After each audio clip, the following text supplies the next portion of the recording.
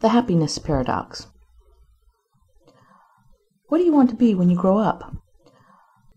Now, my answer to this question wasn't the standard, I want to be a dancer, a singer, a fireman, a policeman, a doctor, a lawyer. No, it was something like, I want to be happy. It just struck me now that no one bothered to ask me what it is that would make me happy. Looking back, I guess they already knew that no one has been able to definitively answer that question. A variety of biological, psychological, religious, and philosophical approaches strive to define happiness and identify its sources. One dictionary defines happiness as a state of mind or feeling characterized by contentment, love, satisfaction, pleasure, or joy. Ordinary people like you and me have been searching for these components since the beginning of time. Social psychologists and scientists have been monitoring and probing their patients and subjects in the hopes of determining exactly which combination of ingredients produces happiness. What makes happiness so hard to pin down is that it's different for each person, and it changes for each person, literally every day. What made me happy yesterday may not make me happy tomorrow, because I've adapted to a different level of happy. What made me happy yesterday isn't enough. I want more, and more, and more.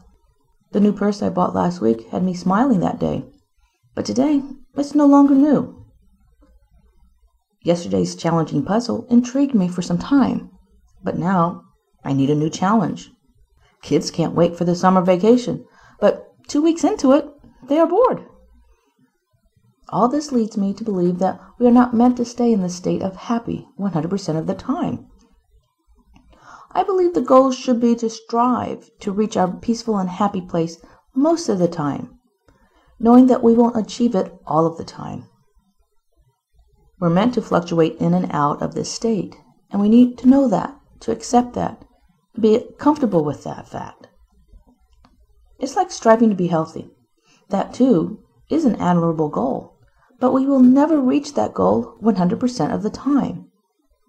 Some days you just don't feel well. You'll catch a cold from the baby, you have a terrible headache that takes over your whole consciousness, or you're miserable with a stomach virus.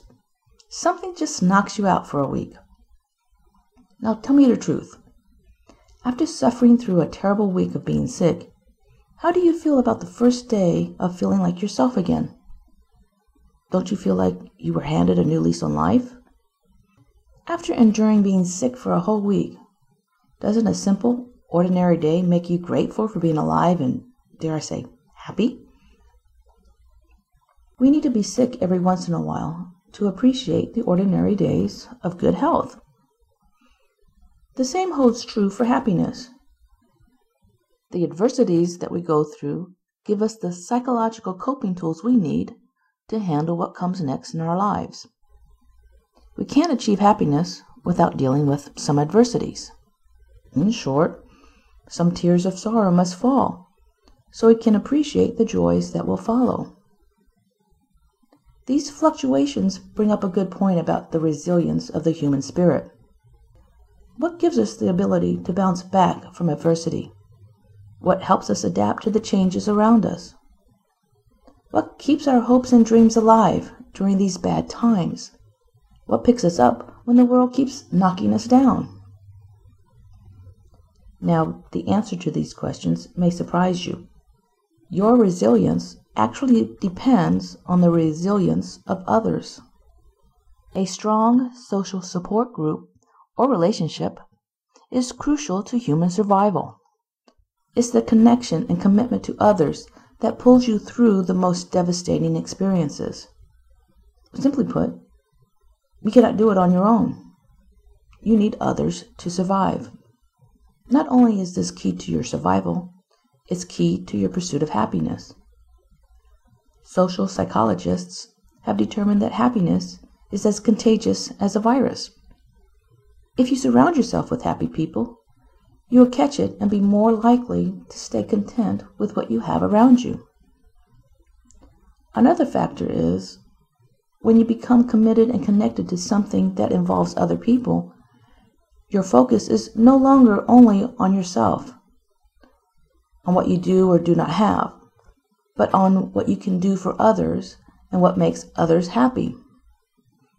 A sense of accomplishment and appreciation accompanies the action of interacting with others.